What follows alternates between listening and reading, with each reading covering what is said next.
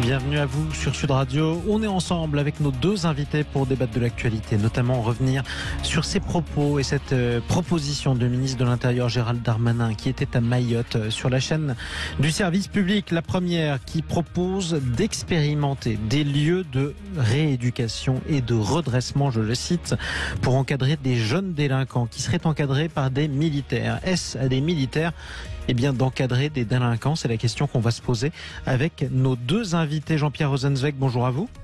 Bonjour. Vous êtes magistrat, vous êtes ancien président du tribunal pour enfants de Bobigny, des jeunes délinquants. Vous en avez eu passer des centaines et des centaines au cours de votre carrière. On va y revenir avec vous. On est aussi avec notre autre invité. Bonjour Bruno Pomar.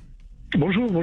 Et bienvenue à vous également sur Sud Radio, maire de Belleflou dans l'Aude. Vous êtes ancien policier instructeur du RAID, auteur de ce livre Quartier non prioritaire de la politique de la ville. C'est publié aux éditions du Panthéon. Est-ce à des militaires d'encadrer des jeunes délinquants? Gérald Darmanin, Jean-Pierre Rosenzweig qui parlait de délinquants extrêmement chevronnés ou extrêmement violents, quel que soit leur jeune âge, qui attaquent parfois même des policiers à la machette. C'est ce qu'il disait notamment pour appuyer son propos en disant qu'il fallait, à situation exceptionnelle, une réaction exceptionnelle. Votre réaction à ce sujet? Vous me demandez à moi ou à oui, Jean-Pierre Rosenzweig. Pour réagir, il faut toujours partir des mots qui sont prononcés. Si les faits reprochés à ces jeunes sont aussi graves que le soutient le ministre de l'Intérieur, on se demande pourquoi des poursuites pénales ne sont pas engagées à l'encontre de ces jeunes. Attaquer quelqu'un avec une machette, c'est une tentative de meurtre, sinon un assassinat. Ça mérite de saisir la justice et la justice ne manquera pas de procéder à une incarcération provisoire, sinon une condamnation définitive. Donc c'est pas ce type de délinquant que vise M. Darmanin. Il vise des jeunes qui effectivement causent des troubles à l'ordre public, pour prendre la formule très générale, sans pour autant être des criminels. Alors une fois qu'on a dit ça, la question qui est posée est de savoir effectivement quelle est la nature de la réponse qui peut être développée. Je vais laisser bien sûr M. Pomar, surtout à partir du travail qu'il a pu faire sur la politique de la ville, intervenir en complément de ce que je vais dire. Mais premier réflexe que j'ai, c'est surprenant. Vous avez lu dans la presse comme moi la crise du travail social, c'est surprenant qu'on veuille faire appel à l'armée quand on manque de travailleurs sociaux. Quelque part, il y a un problème de vase communicant. C'est pas la mission de l'armée que d'encadrer des jeunes, c'est de défendre le pays. Alors une fois qu'on a dit ça, on a déjà dans le passé, avec des militaires exceptionnels, je pense à l'amiral Braque de la Perrière, gaulliste devant l'éternel, qui pendant des années, à travers son association, a encadré des jeunes, mais j'allais dire d'une jeune délinquant, mineur ou majeur, mais mis à disposition qu'il était lui et ses amis soldats, mais non pas parce qu'ils avaient une vie militaire, mais parce que comme citoyens militaires, ils pouvaient donner un cadre aux jeunes. Alors ce type de démarche a déjà existé, oui. Créer des centres fermés dans lesquels il y aurait des militaires qui encadreraient, non. J'ajoute, dernière chose, et je laisse la parole à M. Pomar, que le ministre de la Justice a lui-même annoncé il y a quelques jours la création d'un centre éducatif fermé, comme il en existe une cinquantaine en France. Il a annoncé la création d'un centre éducatif fermé à Mayotte. Mais est-ce qu'un centre avec 10 places va pallier le fait que 6000 enfants à Mayotte ne sont pas scolarisés? C'est ça la question qui est posée. Et toute la question, c'est qu'est-ce qu'on peut en faire? Est-ce que les scolarités, d'ailleurs, suffiraient? Ça, c'est une question aussi sur laquelle on va revenir. Non. Justement, c'est pourquoi on va y revenir, d'ailleurs, avec vous, Jean-Pierre Rosenzweig. On est ensemble, justement, pour encore une vingtaine de minutes sur Sud Radio. Bruno Pomar, je le disais, vous êtes un ancien du RAID. Alors, on le précise, qu'on ne croit pas que je fasse la confusion. Le RAID, ce sont des policiers, ce ne sont pas des militaires, effectivement. Mais en revanche, Bruno Pomar, vous avez aussi travaillé sur les quartiers non prioritaires de la politique de la ville aux éditions du Panthéon. C'est le titre de votre ouvrage. Je reviens sur ce que vient de dire Monsieur Rosenzweig. Les militaires peuvent donner un cadre dans certaines circonstances à des jeunes délinquants notamment. Qu'est-ce que c'est que ce cadre? De quoi on parle? Écoutez, je suis d'accord avec ces propos évidemment, mais c'est vrai que l'encadrement militaire ou l'encadrement de policiers, comme c'est le cas avec ma structure de l'aventure, on a une réponse qui est intéressante en termes éducatifs vis-à-vis des jeunes. Le seul souci que nous avons actuellement, et Jean-Pierre Rosenzweig l'a dit à l'instant, c'est la problématique que nous avons avec les éducateurs. On n'a plus d'éducateurs, on n'a plus personne sur le terrain pour encadrer ces jeunes. Et ce qui se passe actuellement est très simple et catégoriquement la même chose dans toute plein de villes de France, c'est qu'on n'a pas pris en compte ce travail éducatif qui est essentiel sur les quartiers pour lutter contre les incivilités. On ne parle pas des criminels, Jean-Pierre Rosenveig l'a dit à l'instant. Les criminels, c'est une chose, ils doivent être traités par la justice et incarcérés. Ça, c'est une première chose, aussi jeune soit-il. Il y a des maisons pour mineurs. Mais pour tout ce qui est jeune créant des incivilités, et Dieu sait s'ils sont nombreux, effectivement, on a nécessité de remettre en place les travailleurs sociaux. Le problème, c'est que tout ça n'existe quasiment plus. Moi, je fais près de 130 villes en France. On m'appelle un petit peu au secours partout, mais je ne suis pas, je dirais, l'abbé Pierre, ni le bon Dieu pour régler ces problèmes, sinon ça se saurait. Mais très sincèrement, oui, on voit bien que tout le monde est à l'agonie. Et ce que je reproche, alors pour parler de Mayotte, c'est une chose, mais le maire de Mayotte, de la capitale de Mayotte serait concerné. C'est que font les élus concrètement sur le terrain? Dans toutes les villes de France, c'est la même chose. Que font les élus? Le maire demande au ministre intérieur systématiquement du bleu, c'est-à-dire des effectifs supplémentaires, croyant qu'on va régler des problèmes de délinquance et autres qu'avec des policiers. C'est totalement faux. On n'y arrivera jamais. Vous pouvez en mettre 10 000, 20 000, 30 000, 50 000 même de policiers. Et c'est un ancien flic qui le dit. Mais oui, mais je le dis avec tout à fait. Mais ça, et pourtant, je suis engagé dans les deux. Oui. Jean-Pierre Rosenveig nous connaît bien dans les deux sens, c'est-à-dire dans le préventif et dans l'éducatif. Donc, si je vous suis, ça ne sert à rien que d'imaginer, et pourtant c'était une proposition d'ailleurs du président de la République pendant sa campagne présidentielle, Emmanuel Macron, ça ne sert à rien que d'imaginer d'appeler les militaires en renfort dans ce terrain-là.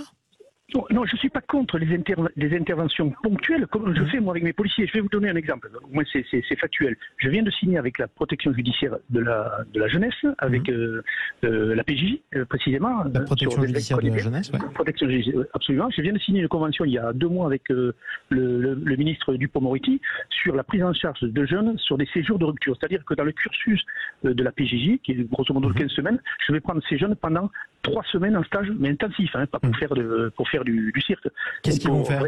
Les faire crapahuter, leur redonner un petit peu du sens à leur vie, de leur faire partager nos valeurs, d'efforts, de travail d'équipe. Voilà, un travail qui est à mon sens nécessaire. Ce sont avec des jeunes qui sont sous tutelle PJ, donc qui sont pas des primo-délinquants, mais n'empêche qu'il faut mieux les prendre en amont. Et je pense que très sincèrement, et je vous rappellerai à l'occasion, quand on aura commencé dès septembre ces jours-là avec une centaine de jeunes, parce qu'on veut faire quelque chose d'expérimental, et je pense qu'on peut avoir des résultats. La seule chose, c'est que je pense qu'il faut qu'on se tiennent les uns et les autres la main sur ce sujet-là, parce que même la PJJ, les éducateurs PJJ sont dépassés, très sincèrement. Les populations de jeunes ont totalement évolué et eux-mêmes n'arrivent même plus à les gérer. C'est là toute la difficulté. Alors justement, par quoi sont-ils dépassés? Est-ce que c'est par le nombre ou est-ce que c'est par l'attitude? Est-ce que c'est parfois la délinquance plus importante, la violence? On va en parler avec vous dans un instant. Tiens, Bruno Pomar, vous parliez de la capitale de Mayotte qui nous avait échappé, c'est Mamoudzou, évidemment, le chef-lieu du dernier département français, celui de Mayotte, où était hier Gérald Darmanin. Jean-Pierre Rosenzweig, dépassé par quoi aujourd'hui? Quand on entend Bruno Pomar, on a l'impression que la situation se dégrade. Il y a plus de délinquants qu'avant chez les mineurs, ou alors ils sont plus violents qu'avant? Non, la délinquance juvénile baisse. Au moins la délinquance juvénile révélée. Ça ne veut pas dire que le phénomène de délinquance juvénile ne soit pas une réalité et que la violence au sein de cette délinquance ne soit pas une autre réalité qu'il ne faut pas négliger. Ouais. Bon, alors une fois qu'on a dit ça, 2 ou 3 petites remarques à toute vitesse par rapport à ce que vient de dire M. Pomar et auquel j'adhère totalement. Il y a une crise dans le travail social.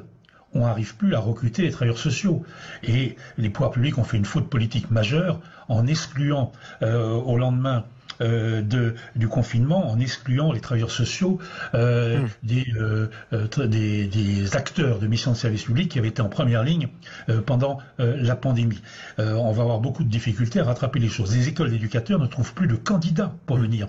La rémunération n'est pas à la hauteur. Les exigences de la fonction sont de plus en plus délicates parce qu'effectivement les situations sont difficiles. Première remarque. Deuxième remarque par rapport à Mayotte. Il faut se souvenir que ce n'est que depuis quelques temps, j'allais dire 2 ou 3 ans maximum, que les pouvoirs publics ont tenté de rattraper le retard qu'ils avaient par rapport à Mayotte pour doter cette communauté des moyens financiers qui lui étaient nécessaires pour que les élus mènent la politique à laquelle aspire M. Pomar. Il a tout à fait raison. Et puis vous savez comme moi que la situation de Mayotte est quand même assez originale avec celle de la Guyane en France. Troisième élément, c'est pas d'aujourd'hui qu'on fait appel à des militaires. Moi-même en 1980 2012, lorsque j'ai créé les opérations d'été en direction des jeunes en difficulté, je me suis appuyé sur les centres de formation de l'armée pour trouver des personnes qui étaient disponibles pour encadrer ces jeunes, non pas d'une manière militaire avec du battle dress et autre chose, mais par leur capacité à nouer un dialogue avec ces jeunes et à les accompagner, à être reconnus comme tels en termes d'autorité par ces jeunes. Donc je salue le travail que fait M. Pomar. Il s'inscrit dans la lignée de ce que les uns et les autres avons développé depuis des années, pas suffisamment, qui est de mobiliser des citoyens par-delà les travailleurs sociaux, avec les travailleurs sociaux, pour venir aider. Alors, dernier élément, pour répondre à votre question, oui, il y a, effectivement, il ne faut pas nier, 5 à 6% des jeunes dont nous avons à nous préoccuper, 5 à 6%, c'est peu, mais c'est beaucoup, de jeunes qui sont effectivement par-delà la loi, hors la loi, dans leur loi, qui n'ont confiance en personne. Et ce que M. Pomar ou d'autres comme nous proposons, c'est de remettre des adultes de référence à ces jeunes, ce qu'ils cherchent. Ils sont paumés, ils sont dangereux parce qu'ils sont paumés, ils ne croient à rien, ils ne croient même pas à la vie d'ailleurs. Ils la jouent quotidiennement. Ce dont ils ont besoin, c'est des adultes en face d'eux qui, pas seulement s'opposent, mais font personne. À la fois des personnes et font autorité. C'est ce que fait M. Pomar et je le salue, je suis même prêt à travailler avec lui d'ailleurs. Mais alors comment restaurer l'autorité justement face à ces jeunes qui ne respectent plus aucune autorité? C'est la question à laquelle on va essayer de répondre en votre compagnie. En pensant qu'on va les mater. Mais justement, on va en parler dans un instant avec vous. Vous ne serez pas obligé d'ailleurs de nous mater, on verra bien avec vous. Jean-Pierre Rosenzweig, restez avec nous, ancien président du tribunal pour enfants de Bobigny. Bruno Pomar est avec nous, auteur de ce livre Quartier non prioritaire de la politique de la ville. C'est publié aux édition du Panthéon. Bruno Pomar, ancien policier instructeur du RAID. Restez avec nous, 0826 300 300 dans un instant. On vous donne la parole sur Sud Radio. SO militaire d'encadrer des jeunes délinquants. À tout de suite. SO militaire de redonner un cadre à des jeunes délinquants. C'était l'idée en tout cas qui était suggérée par le ministre de l'Intérieur Gérald Darmanin hier en direct depuis Mayotte sur la chaîne du service public La Première. On en débat avec nos deux invités. Jean-Pierre Rosenzweig, magistrat, ancien président du tribunal pour enfants de Bobigny. Nous sommes également en direct sur Sud Radio avec Bruno Pomar, qui est d'une part maire de Belleflou dans l'Aude et d'autre part ancien policier instructeur du RAID, auteur de ce livre Quartier non prioritaire de la politique de la ville. C'est publié aux éditions du Panthéon. Je le disais, on vous donne la parole sur Sud Radio, 0826 300 300.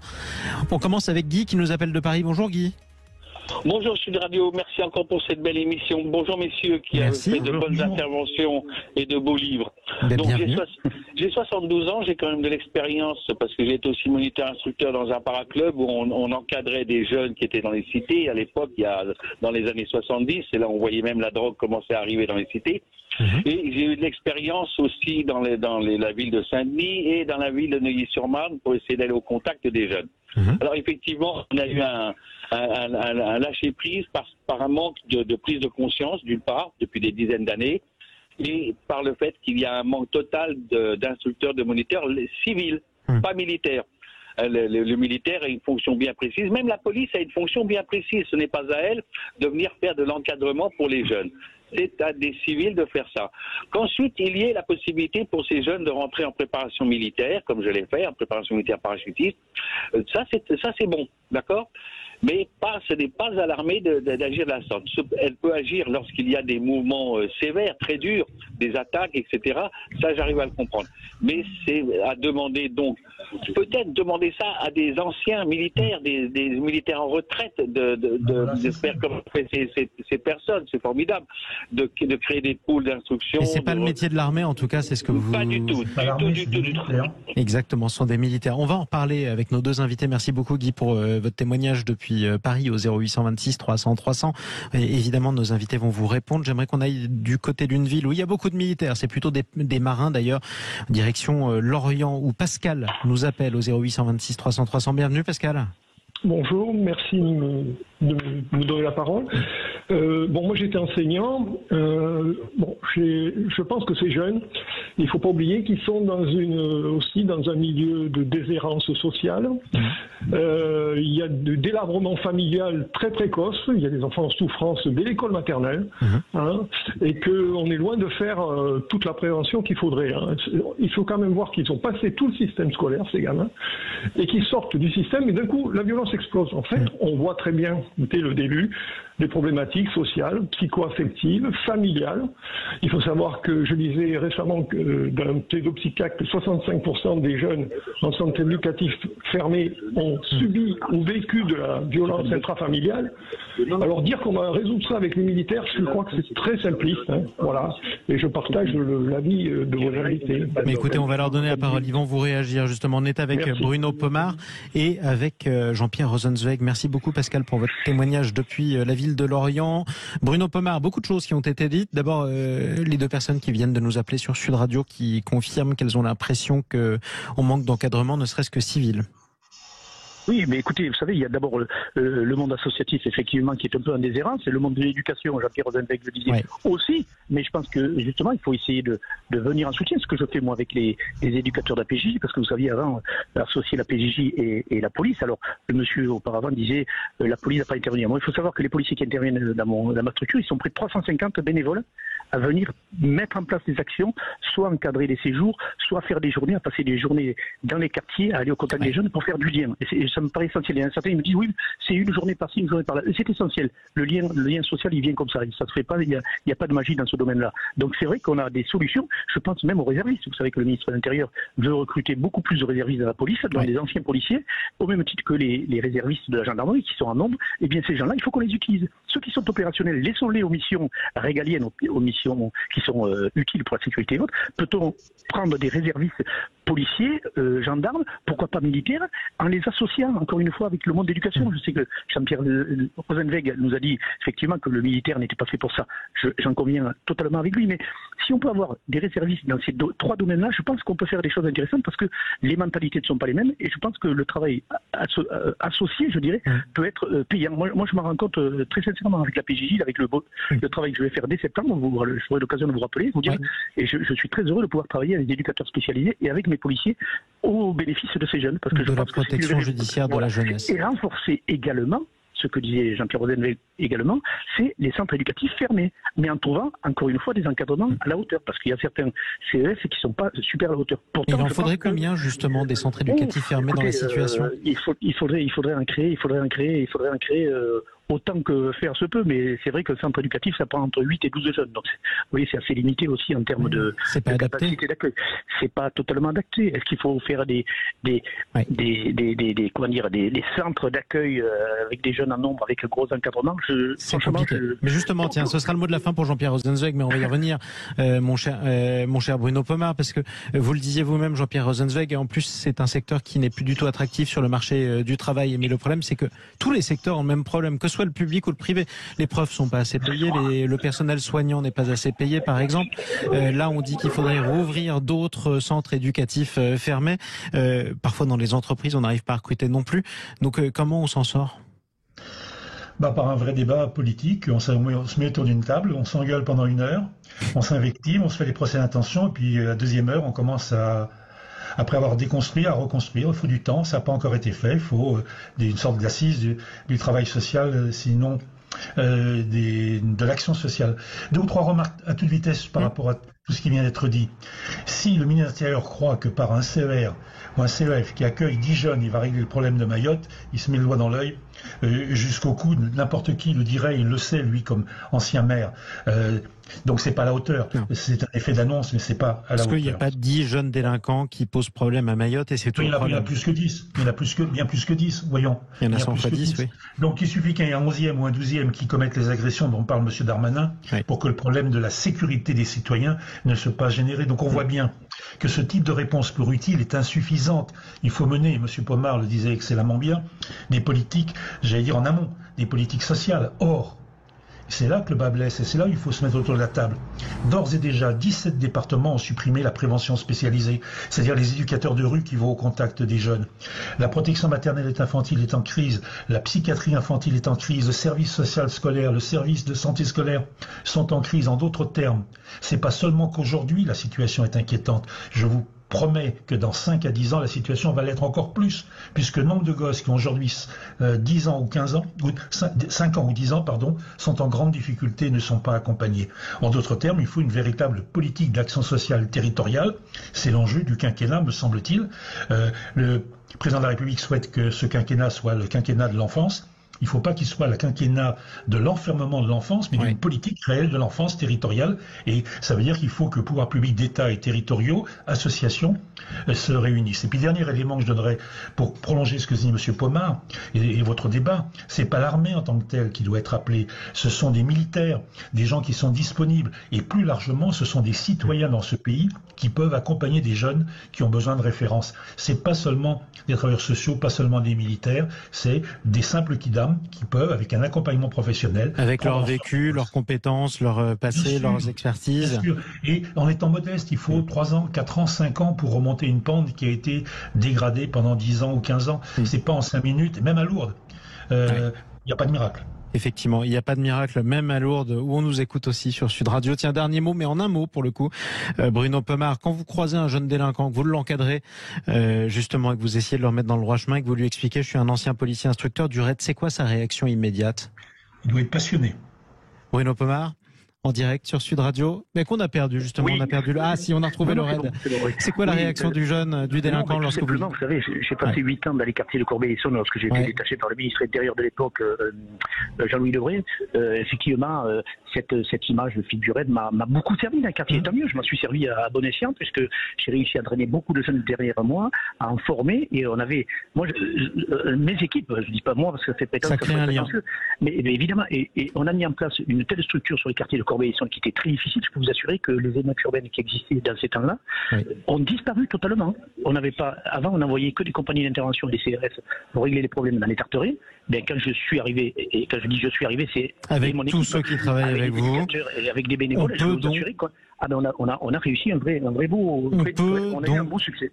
Obtenir des résultats. On va finir sur cette note positive et optimiste. Merci à vous, Bruno Pomar, qu'on entendait à l'instant sur Sud Radio, maire de Belleflou dans l'Aude, auteur de ce livre que vous pouvez vous procurer aux éditions du Panthéon, quartier non prioritaire de la politique de la ville. Merci à Jean-Pierre Rosenzweig, également magistrat français, ancien président du tribunal pour enfants de Bobigny. Allez, restez avec nous, la journée continue sur Sud Radio. Place à Jacques Pessis pour les clés d'une vie en compagnie de son invité prestigieux, le dessinateur Plantu. Bonne journée.